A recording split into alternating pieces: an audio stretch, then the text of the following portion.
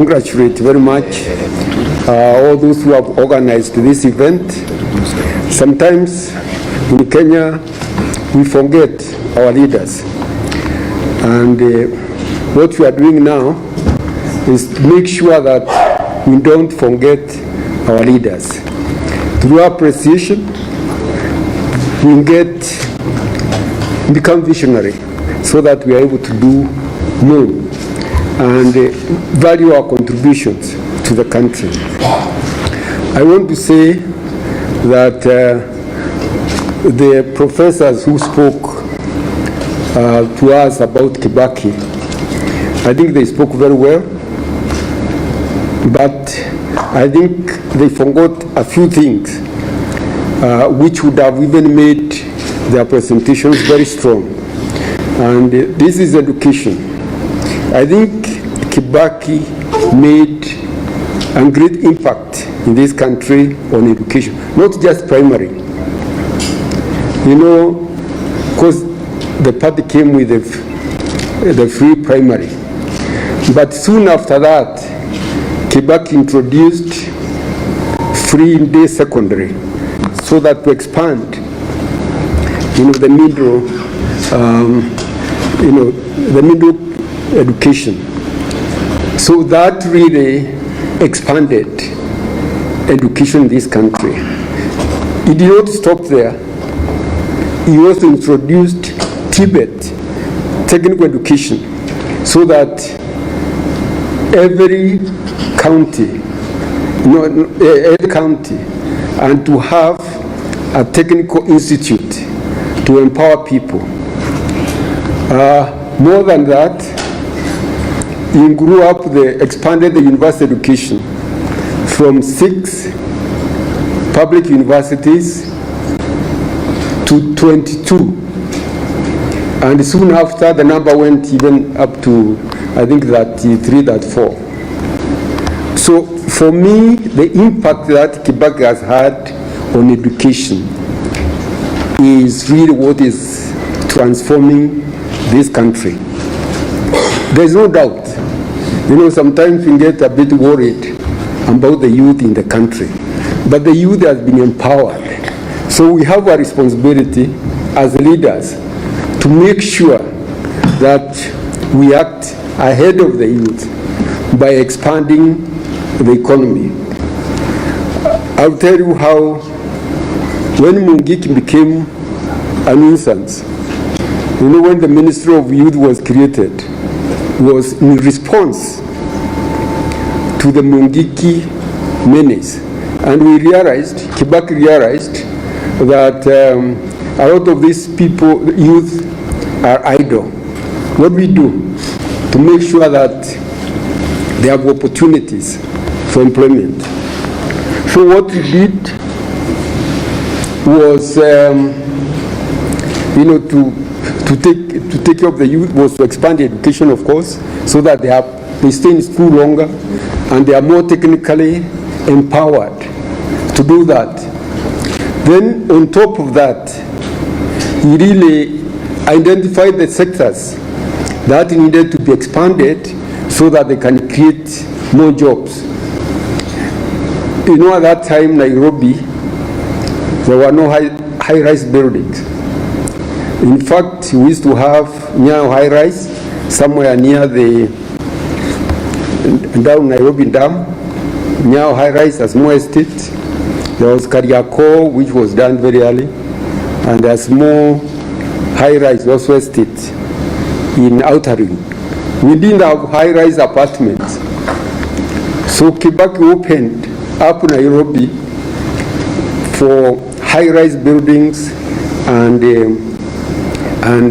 multi-purpose, multiple use of buildings, not just residential. You can imagine Upper Hill were just bungalows. How many people are in Upper Hill in bungalows in 1 week each?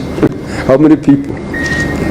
Places like Kilimani, places like all these areas around Nairobi, even Parklands, Westlands, Lavington, they were just bungalows with very few people. People having just 1 acre. in one house, a family of 2 or 3. So you opened up, and look at Nairobi today. I mean, all these high-rise have created those jobs, a lot of jobs. So really what I'm saying here is that Kibaki really valued think tanks very much.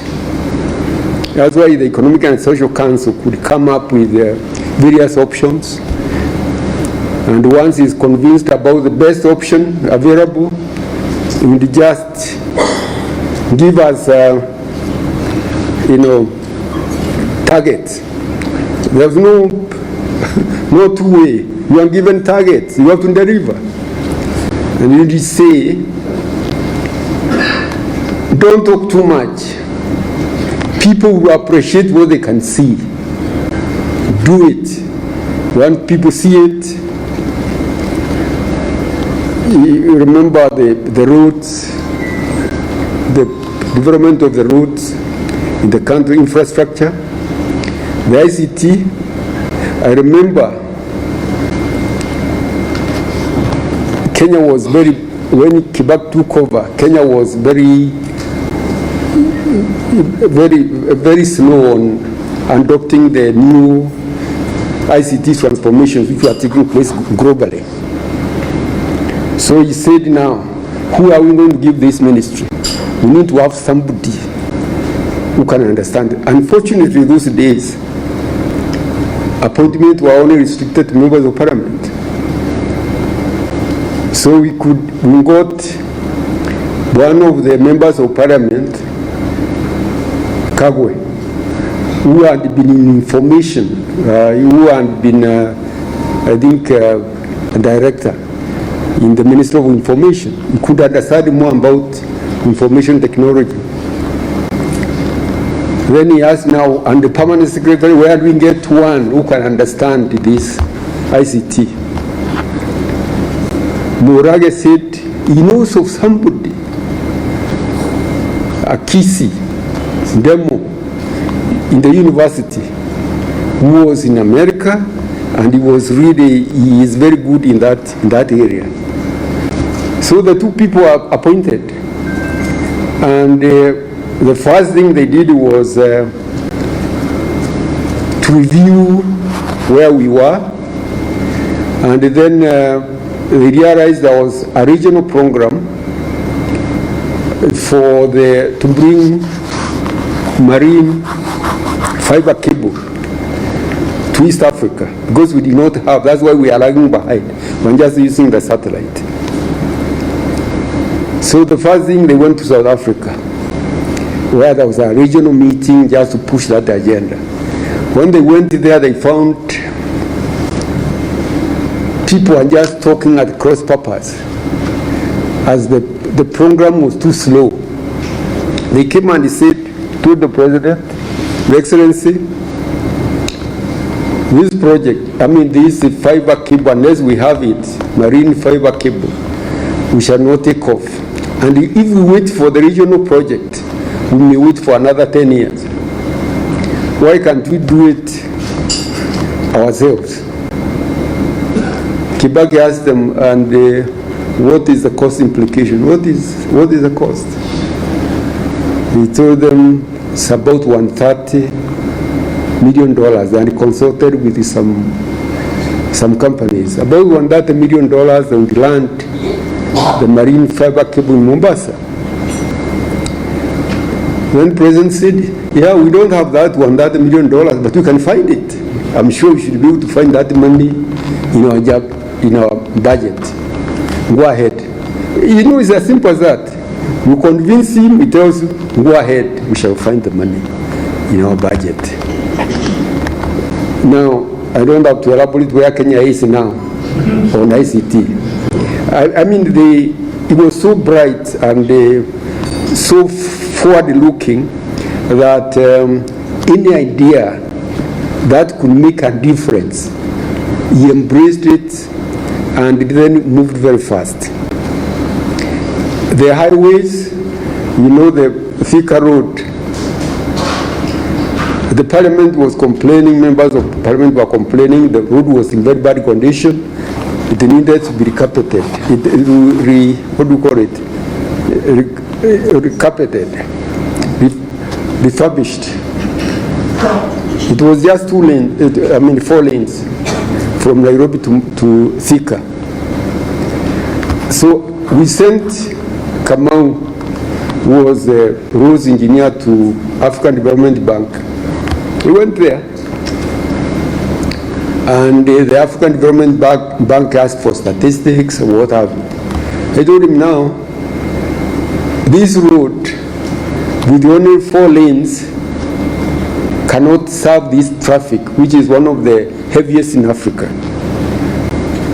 You need to think of a minimum of 6 lanes, 6 to 8 lanes,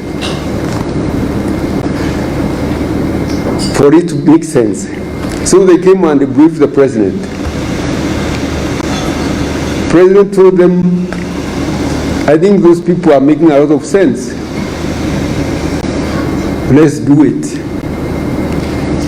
We shall try to improvise money and do it. At that time, that $1 billion was like a lot of money. But once that road was done, in fact it was done in a period of about 2 to 3 years, perfectly. That gave Kenya ambition about highways. And now, I don't have to say about what happened in Nairobi. I don't have to tell you what happened in the rest of the country, because we developed a lot of highways throughout Kenya. And Kenya now is one of the best served countries in Africa in highways. So I thought I needed to say that, to know that, leadership is not just, it requires a lot of thinking also. Thinking, deep thinking, and that's what we had. The president did not have a lot of time for a lot of talking. He wanted to entertain a lot of ideas and discussions. And once he is convinced, then money was not a problem. The other thing which I think may not have been very clear here is that he set limits at how much money you can use administratively.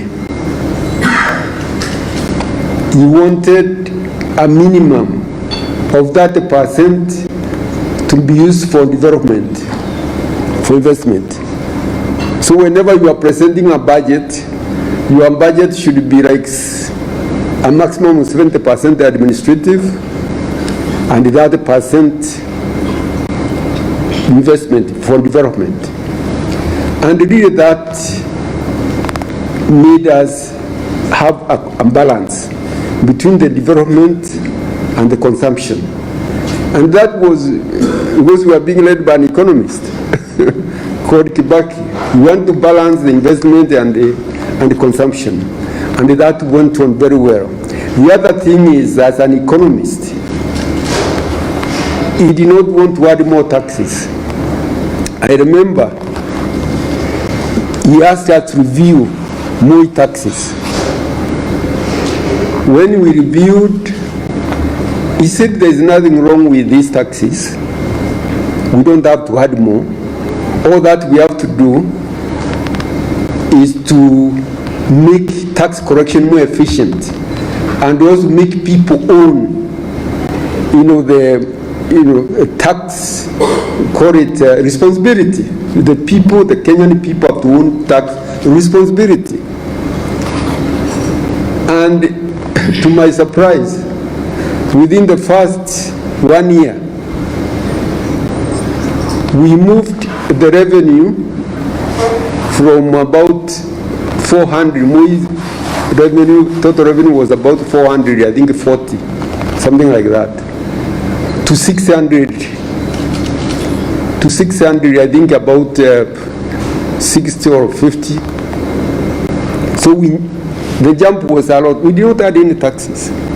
And then by the third year, we are around $1 billion. Trillion. So, in other words, their taxation is not just more and more taxes. It's actually the efficiency and the public ownership of the taxes. So I really want to say that those are a few things, but I can talk and talk and talk because I learned a lot from Our Excellency the President. He was a source of wisdom. If I tell you the way he handled the post-election violence, because that was like violence imposed on him. The way he handled it was unique in Africa because he did not want that violence to continue. He wanted it concluded as quickly as possible. And that's why he agreed very fast to have a Grand Coalition.